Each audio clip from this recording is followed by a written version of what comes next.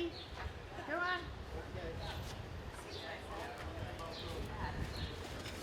Back to Philly.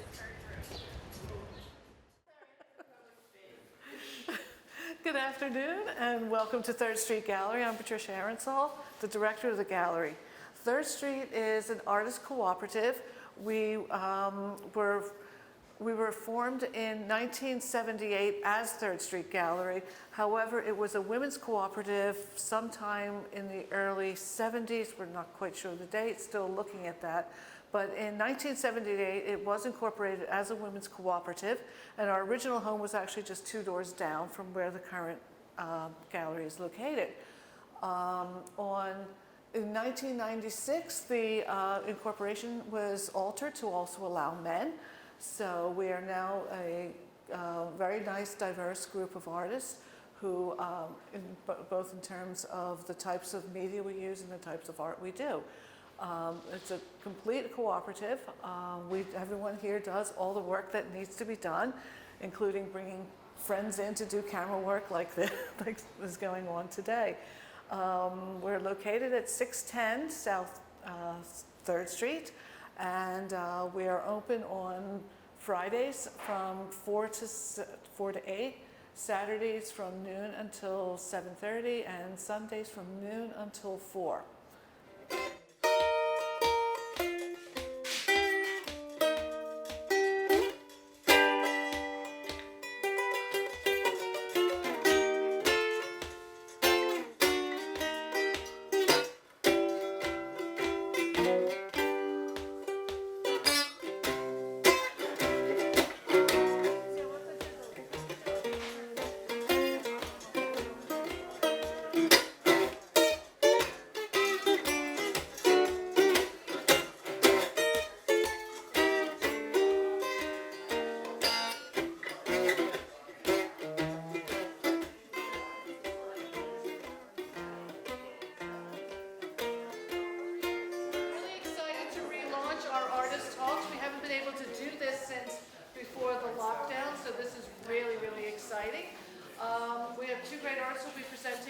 We'll be talking about their work today, Jim Rossi and Eli Smith.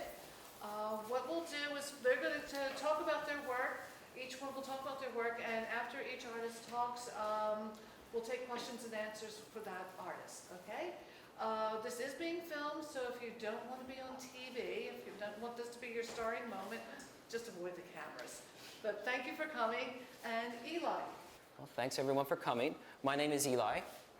I am the person who painted all this very dark and intimidating stuff you see behind me. As you can see, I'm a painter, and primarily I work in Figaro paint. And my goal as an artist is to elicit emotion. That is my whole entire goal. What I want to do is I want the viewer to be able to relate to the work that I make on an emotional level. My goal with that is to hopefully find a sense of therapy, because I find that visual things are something that we all can relate to, regardless of language, regardless of how educated we are, regardless of our backgrounds.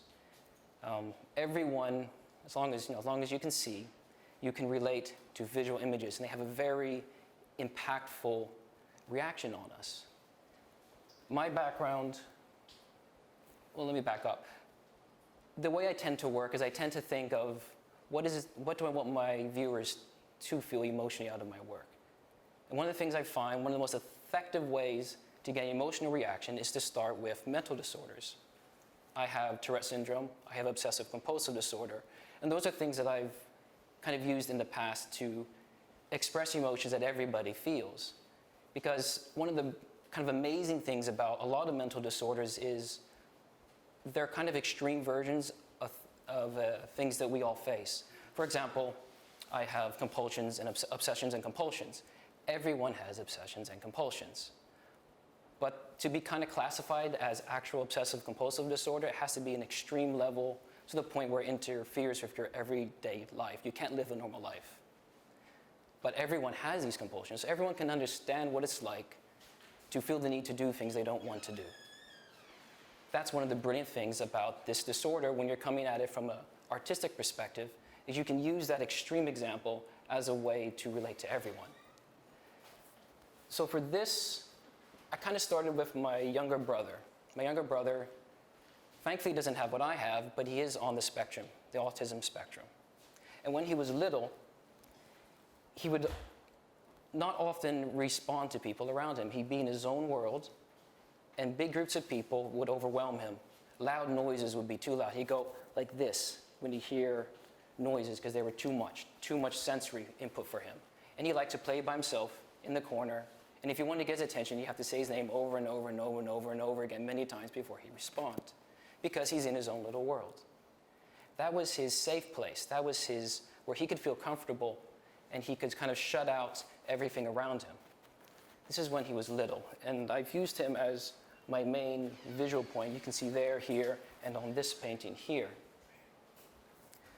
That experience, though, of my brother, whose name is Jason, Jason's world like that, I think, is something that we are becoming a lot more familiar with now. We think about kind of how our culture is right now with the internet. We tend to be much more insular than probably before the internet. We spend a lot of times at home, on the computer, on our phones, and a lot of our interaction with the outside world is through a screen. I don't say we don't, but our ability to relate on a one-to-one basis is very much diminished, and there's a lot of fear of what the outside world is like. I hear a lot of reports that it seems like everybody has anxiety these days, which is, I have an anxiety disorder, obsessive compulsive disorder. I know what that's like, and I'm sure a lot of you here probably know what that's like.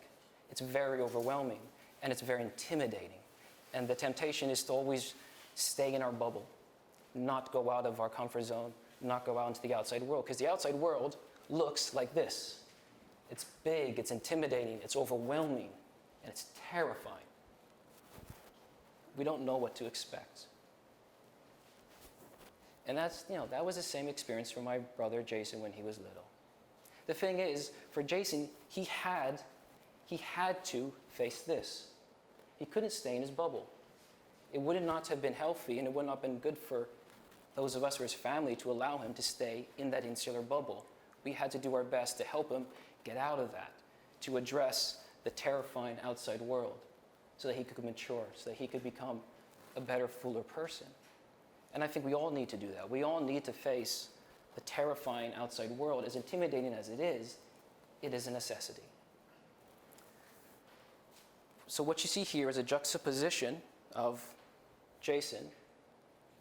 This is what he must do. He must face this, even though it's terrifying. On the other side, you see a painting where Jason is in his element. He's comfortable. He's playing with his toy. He doesn't realize what's around him. He doesn't realize what's right here. But he can't stay here. This is a corner. This is blocked off from everything else. He needs to come back here. So this is the main series of trying to get across this fear of the outside world. The painting in the corner was kind of the precursor to that, where I was thinking this idea through, where you have Jason in the middle surrounded by intimidating figures. I did that one probably back in 2016, 2015, and I started this one in early 2017. It took me 3.5 years to do this. It took me a long time. And of course, since I started this whole thing, we had a pandemic. So I think we're all very familiar with what it's like to be inside, to be scared, and to not be sure about what it's going to be like outside. It's great to see everyone here, that we are coming out. It's great to see everyone feeling comfortable to come out. And I hope that we can all see in this that it is a common struggle for all of us. The need to be out, the need to be with other people, and the need to face our fears. Because fear is something that we all experience, but we all have to face. So,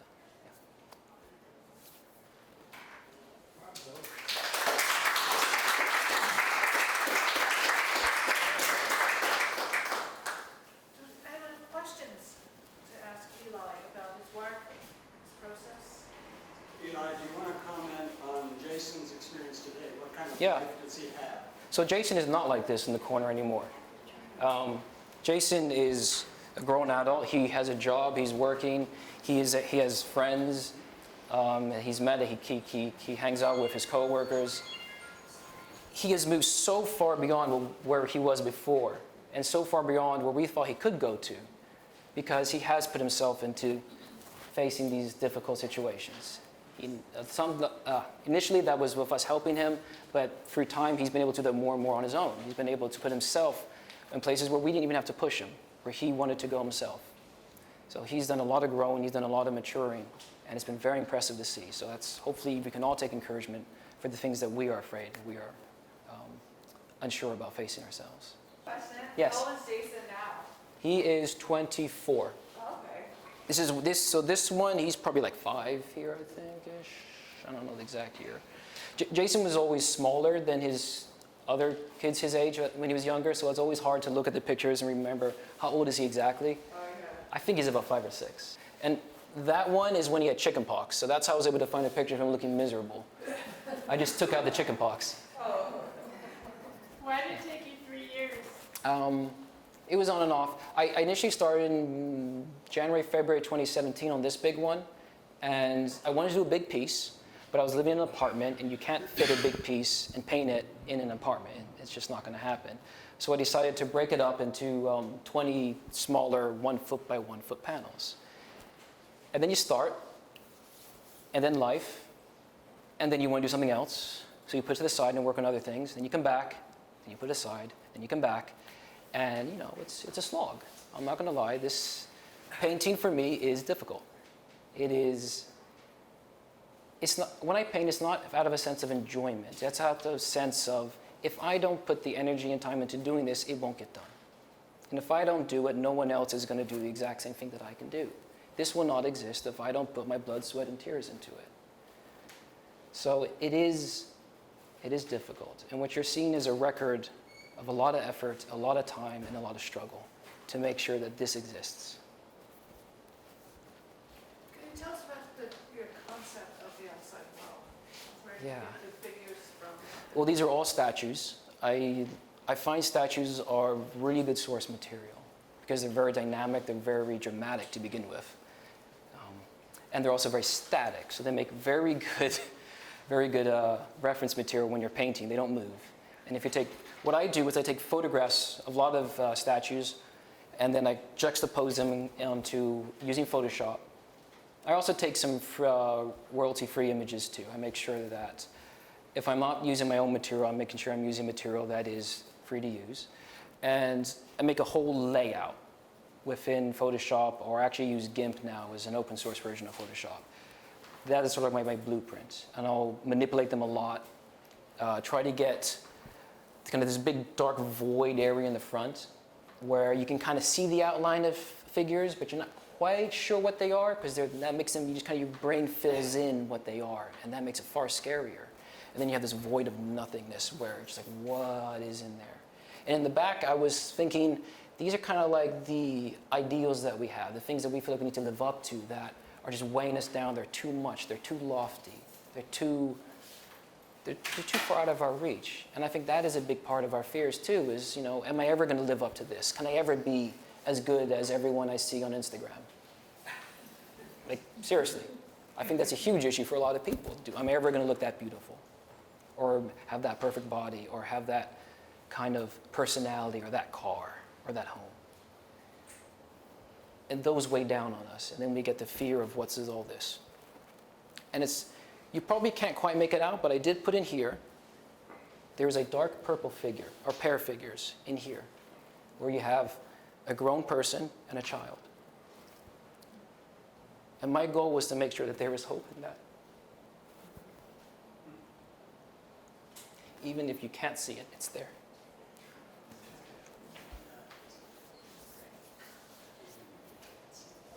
And did you have a question?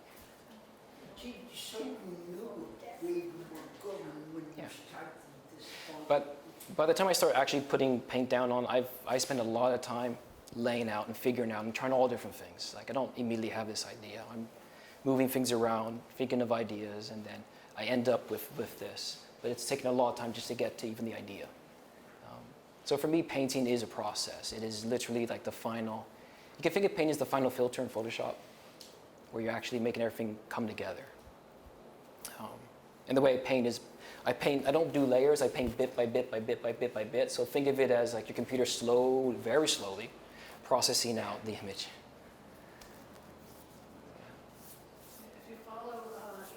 Instagram, when he puts up his pieces, you'll see that it's part of the board is correct.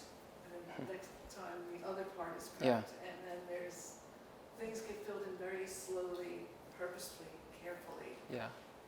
which is really. I tend to, when I look at a figure, for example, and I want to paint a figure, I don't look at this as a face. I look at it, this is, for example, right here. Well, let's take the big guy. Hopefully everybody can see the big intimidating looking guy. Yeah, so if you see like this nose bit, like that's a bit of a highlight of a nose, I don't think of that as a nose. I think of that as, this is a little shape that's like this, and it's in this shade of a very gray, slightly pinkish color. So I mix that color, and I make that little shape, and I make a little darker area around it, and then I fill in the black around that. I'm not thinking nose, I'm not thinking eyebrow, I'm not thinking wrinkles or head. I'm thinking just this shape of color, bit by bit.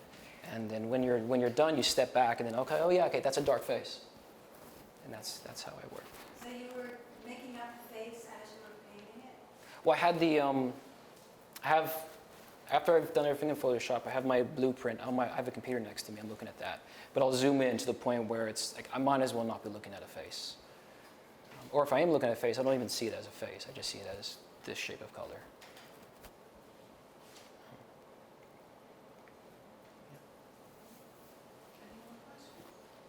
What's your favorite step in the process? I know you say it's not always pleasant making Yeah. your artworks, but what's your favorite step? When it's done. When it's No, seriously though, because not just there's a relief, but there is also now you have the thing. yeah. You put all this time and energy and toil and effort, in this case years, and it's done, it exists. Yeah. People can see it. Now it's here where people can see it, and it's not just something I can take a picture of and post on Instagram. It's people can see it in person. That is by far the best part. Eli, I would say your piece has, in me, the desired effect you talked about.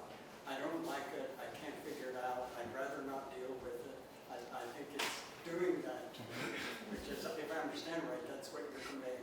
Yeah, but I don't want you to feel like, I don't want this to be sort of like, I'm trying to express my frustrations. That's not what I'm trying to do here. I want this to be something to relate to, that we can all think others feel the same way I do. For me, when I did group therapy for my conditions, that was the biggest thing. To meet other people like me who experienced what I experienced and felt what I felt. And that allowed me to move on in therapy, to get better, to really deal with my conditions. And that's what I hope to do with everyone who sees this, is to see that I'm not alone. And this is something that me and everyone else is going through and can get through. That is my goal. Thank you, Eli.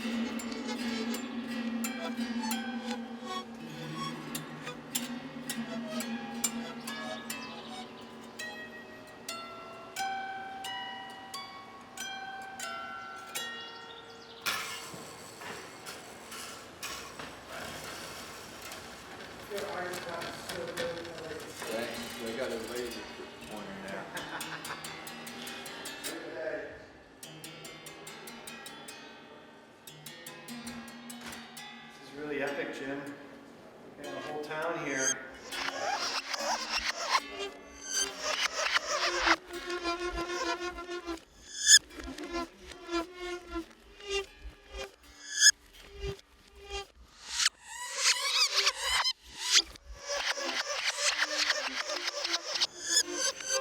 Thank you. Our next artist is going to be Jim Grossi. Jim.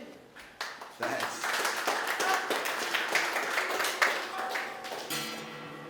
Thanks. Where to begin? I've been doing mixed media since the 70s. Well, I guess you could start in 1960 at Lincoln Elementary School. I got in trouble for shooting spitballs at the teacher. She made me. That's when I learned that you could use paper as something besides writing on. But then in the 70s, I used to make handmade paper where you do the same thing. It's like spitballs, just squishing them down. Leon Gollum was my painting teacher. So that's probably the reason why I work so big. And I put politics, a lot of politics into my work. Because I feel the role as an artist is to ask questions and to make people think. But I'm really interested in how the different materials react with each other, the softness of the fabric, the hardness of the steel, the tar, the wrinkles. I remember Leon coming up to me and saying, and just laughing, going, ho, ho, ho, he's not afraid of wrinkles. Because I wasn't very good at stretching canvas. Oh, I forgot. I have a laser pointer. The wrinkles in here, I'm not, you know. It's kind of how I dress too. I'm all wrinkly and stuff. I started a series of food trucks. And I started working with steel. And once I started to work with steel, I said, oh, I haven't done this in a long time. And I knew I'd start working big again with the steel. So these are all sheet steel that I use as a collage. And what's important to me is the geometry. You know, the rectangles, the triangles, the circles, and the stripes and the patterns. So I'll use collage, but I still like to draw, so I always keep drawing in there.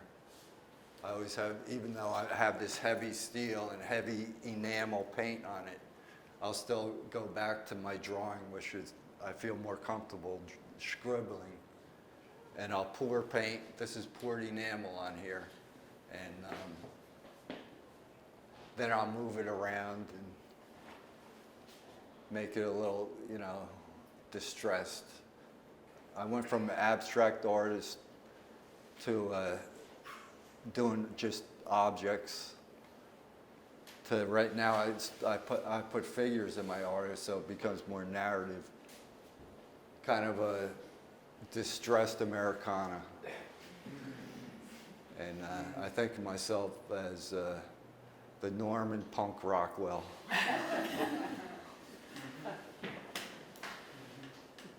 Because I always have, you know, like here I have the more privileged white kids with uniforms, and the black kids don't have the uniforms, and it's separate but unequal. You know, the Patriots, he's got the USA tattoo, the Confederate flag, USA clothing with the cigarette hanging out of her mouth.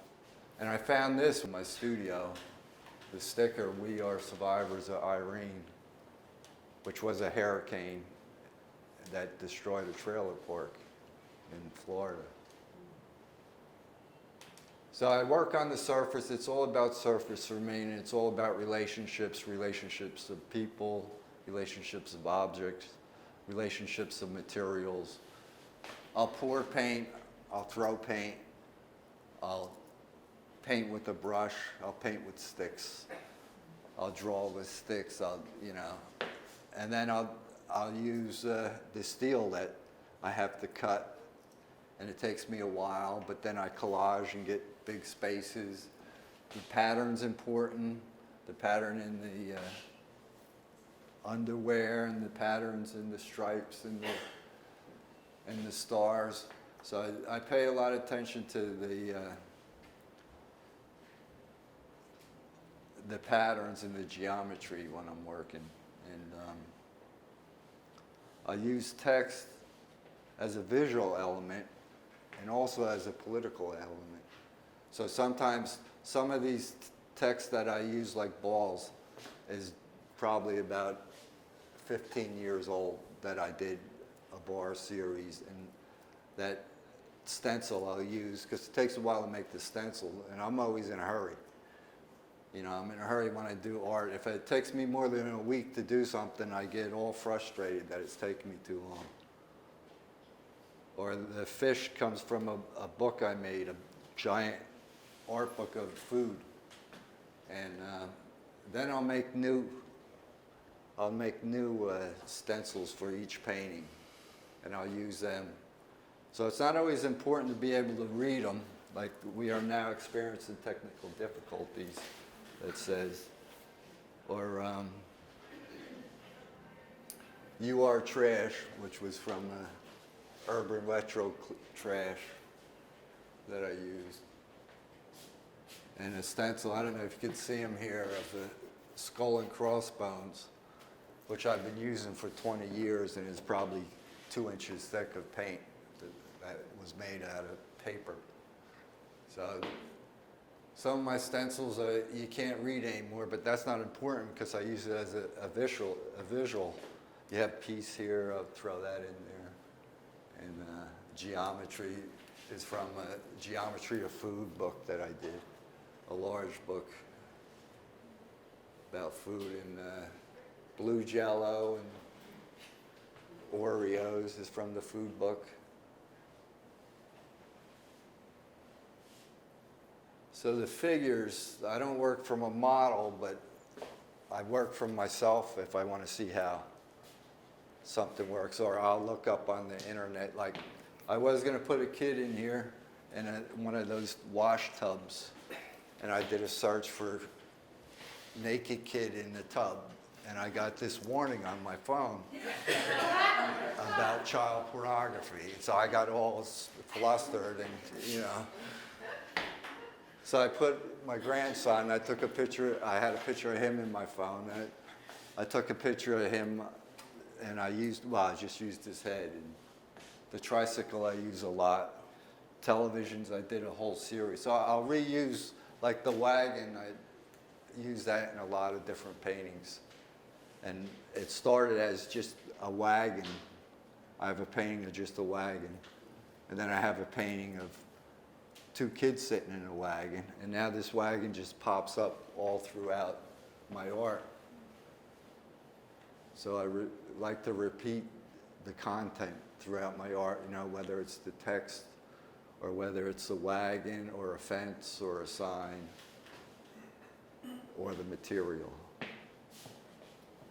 And over here, I did a series of this guy on vacation, kind of the ugly American, doing everything he wanted to do. So he's buying tacos, and he's culturally insensitive, like a lot we are, And I threw the fire hydrant in there because I needed some red. So I'll do that with the color, or I'll use my name here, and it creates another plane by using a different color. So this will be the front of the plane, and then it goes back, and I layer the planes just like in real life. That it's a layer of planes. So I think of the paintings as real objects that just happen to be a picture. And that's how I approach them. So just looking at any of them, I'm curious where you start. So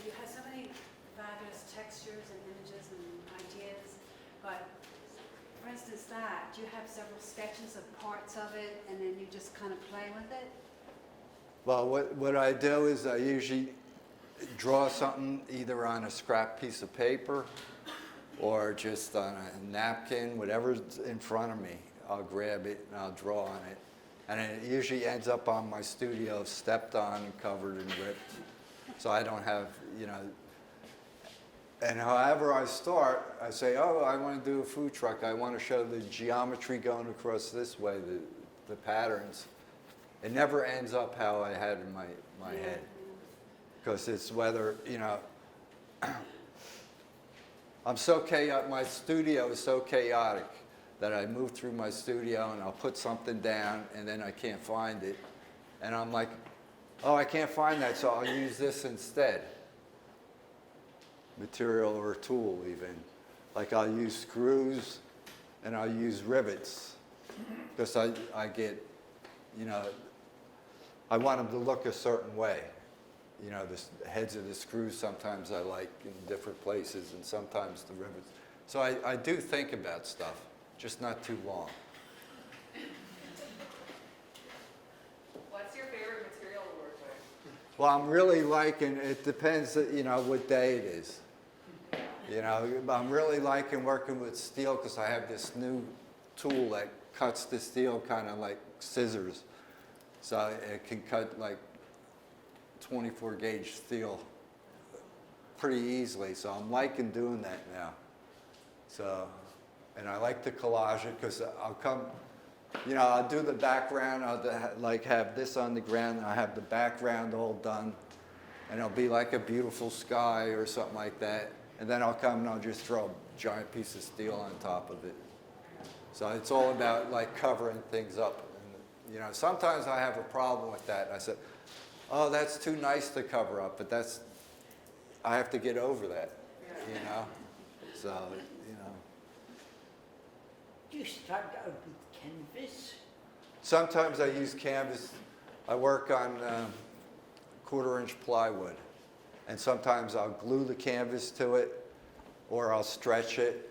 This piece was actually recycled. It's canvas. It was from my kite series and I took everything off and I recycled it. So it's canvas and fabric that from maybe 25 years ago that I reused. And here, it's the wood up top and then canvas that I just stretched on the bottom, and I glued it. I use paint, and I pour all the paint, and then I'll glue it down and staple the edges. Yeah, I love the spatial quality and then how flat it becomes and how you play with that all the time. I'll think about it. I put this sign in here because I needed something over here. There was all this white, and well, I put this and then that. And I'm like, oh, that's too much white over there, so I had to put something there. It's actually 23rd Street, and it gets cut off, and it's not 3rd Street. It works. But I did do this for the show.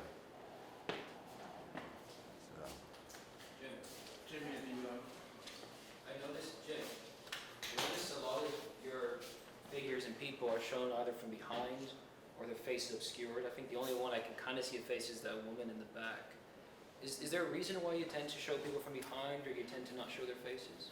Well, yeah, I like to have the figure anonymous, and I'll show, this is usually the most I'll show, like a 3/4 side, you know, from the back. And that's something new for me to show her whole face. Like I don't, but she has sunglasses on, because I think I mentioned it, that I don't like a painting looking back at me. It's really distracting for me. Like when I go through and see like portraits in the museum, it distracts me. I can't look at the painting, about the craftsmanship. So I don't know, it's a personal thing that I don't like paintings looking back at me. So, but if you see the face, they'll probably have some kind of shade over their eyes. I guess that thing where, you know, the eyes follow you around as you move. That's pushed to the edge. So, I love your combination of really brilliant colors and then these beautiful grays and tans and beiges are beautiful. Just, yeah. Really, really nice use of color. well, thanks.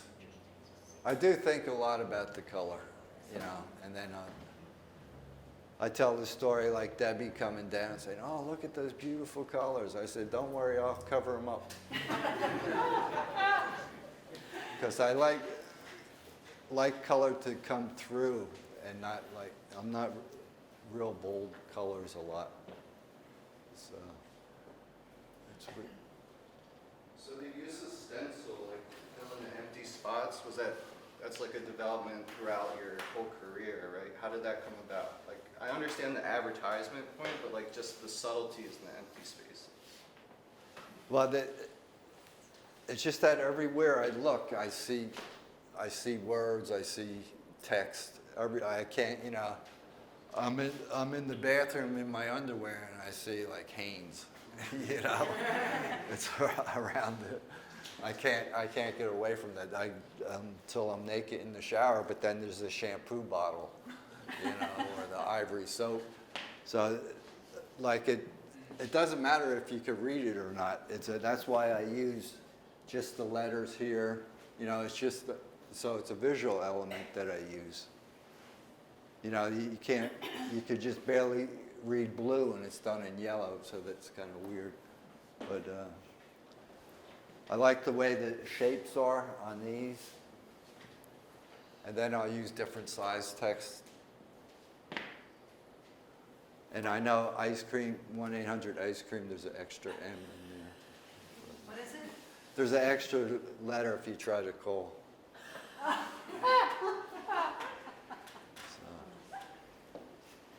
Since there's so many layers to everything, is there like a process of it drying and like, you know, do you have a certain like, okay, steel can go on right now, but then I have to paint over it, and you know, I feel like that'd be a lot, like really complicated. I try to keep things simple. So if I come back the next day and it's not dry, I'm going to work on it anyway. So, because I'm too impatient to. Sure, what kind of paint are you using? You name it, I put it on there. I'll use, this surface is enamel paint that I poured, right?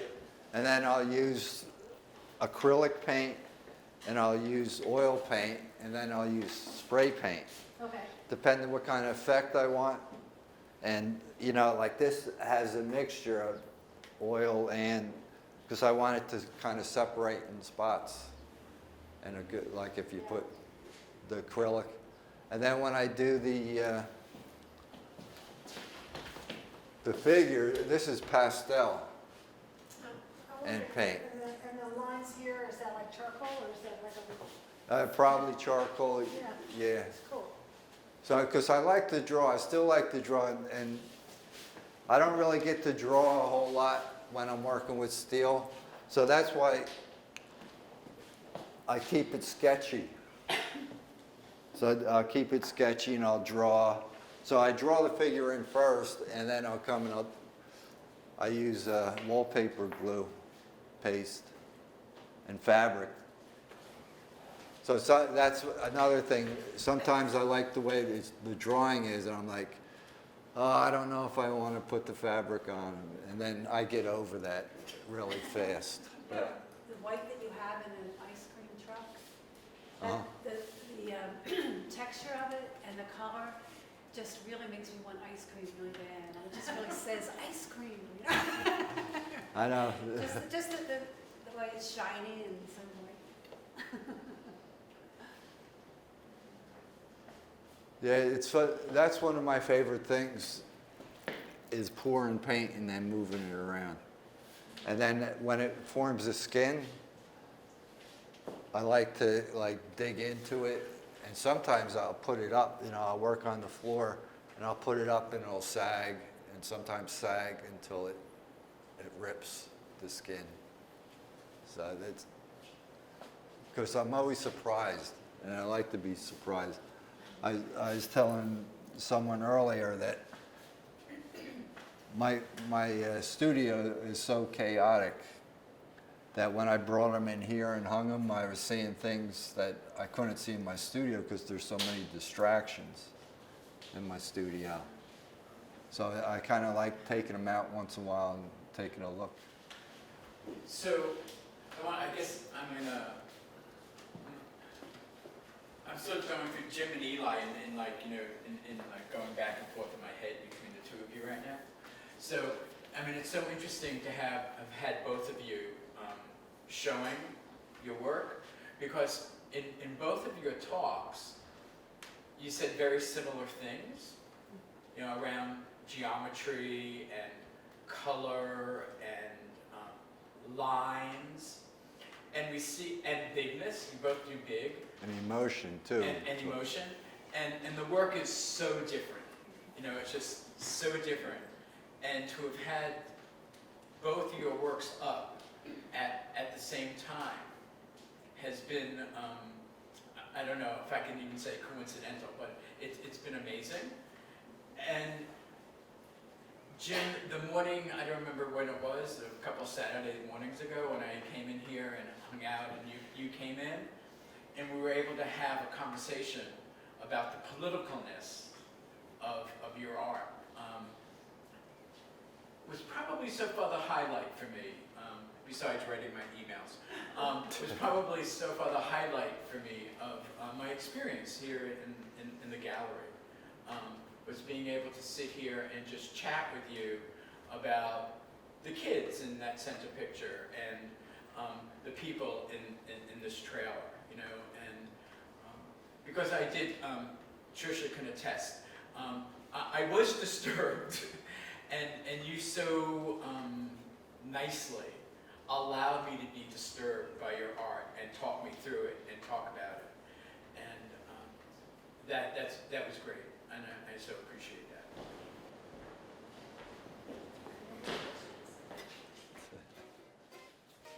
Well, thanks everyone for coming.